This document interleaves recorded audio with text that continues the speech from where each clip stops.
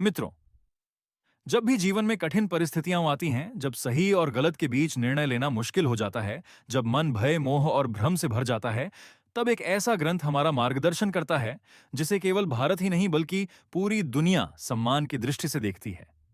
यह ग्रंथ है श्रीमद् भगवद गीता। भगवद गीता कोई साधारण धार्मिक पुस्तक नहीं है।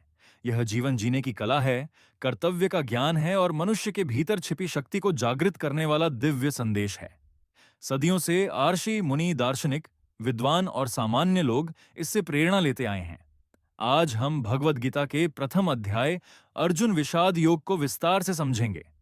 यह अध्याय हमें बताता है कि संसार का सबसे महान योद्धा भी कभी-कभी मानसिक रूप से कमजोर पड़ सकता है, लेकिन जब सही मार्गदर्शन मिलता है तो वही व्यक्ति इतिहास बदल देता है।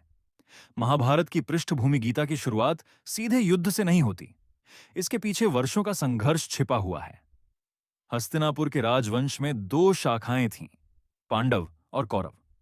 दोनों एक ही कुल से थे, लेकिन समय के साथ सत्ता की लालसा, ईर्ष्या और अन्याय ने परिवार को दो भागों में बांट दिया।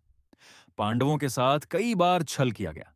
लाक्षागृह की घटना, जुए का खेल, द्रौपदी का अपमान और 13 वर्षों का वनवास, इन सब ने इतिहास की दिशा बदल दी। वनवास समाप्त होने के बाद भी पांडवों ने युद्ध नहीं चाहा। उन्होंने केवल अपना उचित अधिकार मांगा। भगवान श्री कृष्ण स्वयं शांति दूत बनकर हस्तिनापुर गए और समझाने का प्रयास किया कि युद्ध किसी का भला नहीं करेगा।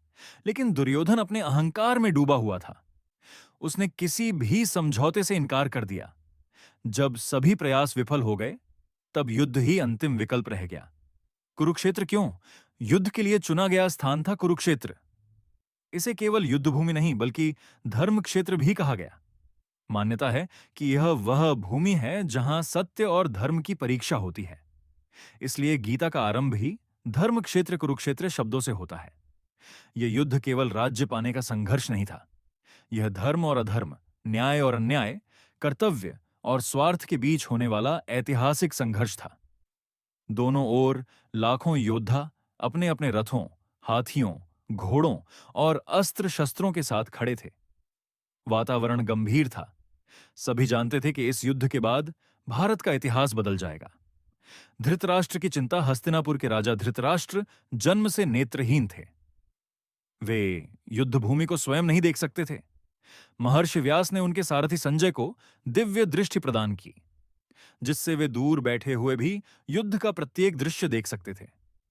युद्ध प्रारंभ होने से ठीक पहले धृतराष्ट्र ने संजय से पूछा कि धर्म क्षेत्र कुरुक्षेत्र में एकत्रित होकर मेरे पुत्रों और पांडु के पुत्रों ने क्या किया।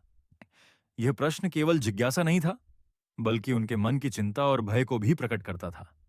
यहीं से भगवद गीता की कथा आगे बढ़ती है।